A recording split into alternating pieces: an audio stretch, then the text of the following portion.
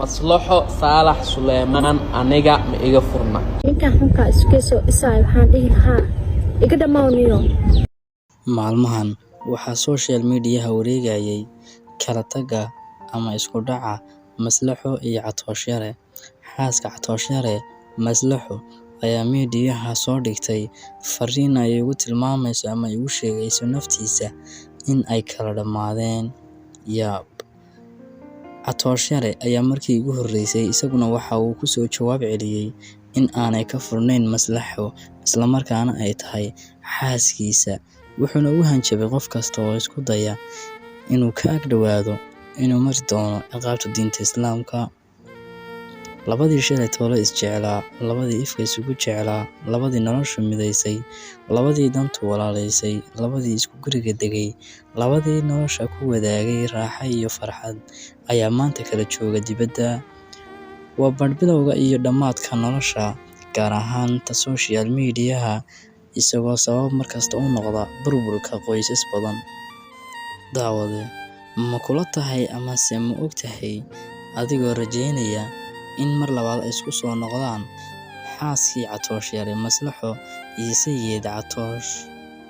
Noloshii quruxda badnayd ee ay ku wada jireen, taasoo hormuud u noqotay inay gaadhaan heer sare kana gaadhaan social media iyo bulshada dhexdeeda oo ay caan ka noqdeen, ayaa maantana waxay sababtay burburka iyo dhammaadka noloshoodii wacnayd, noloshoodii farxadda ku dhisnayd iyo noloshoodii dhadhamiska ahayd.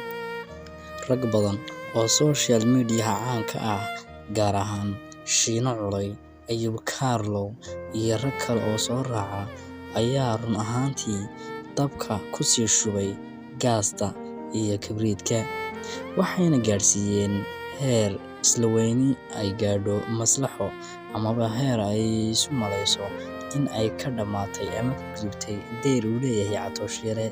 Waxaana heerkan sabab u ah ragga Soomaaliyeed halkii ay ahayd inay xaajo dhameeyaan ee ku sii shiday dabka iyo gaasta. Isla markiiba Maslaxo waxay faydatay marada oo tidhi ma doonayo, iguma soo noqonayo ama isku soo noqon mayno Catoosh Yare. Laakiin Catoosh Yare wuxuu ku hal adeegay ama uu ku fara adeegay xaaskiisii Maslaxo, uuna sheegay inaanay ka furnayn. Isla hadda waxaa soo shaacbaxday sawirro ay Maslaxo la soo gashay nin kale oo Soomaaliyeed, taas oo aanay diintu ogolayn, amaba ilaa muddo 4 bilood ah gabadha haddii maca la furo ilaa muddo 4 bilood ah aan laga ag dhawaan karin si loo hubiyo gabadhnimadeeda ama ay guursan karto nin kale. Waxaa lama filaan ah noloshii shalay toole ee quruxda badnayd inay isu rogto nolosha isqabqabsiga ee maantadana taagan yahay. Waa guul ku dambeysay guul darro. Nolosha ayaa wansin jaanis dadyooga ku kalsoon nafahooda, kuna hamiya horumarinta naftooda, isla markaana dhiirigeliya bulshooyinka kale ee u baahan inay horumariyaan naftooda. Catoosh iyo Maslaxo waxaan Ilaahay Subxaanahu wa Tacaala uga baryaynaa inuu ku kulansiiyo nolol qurux badan oo macaan badan.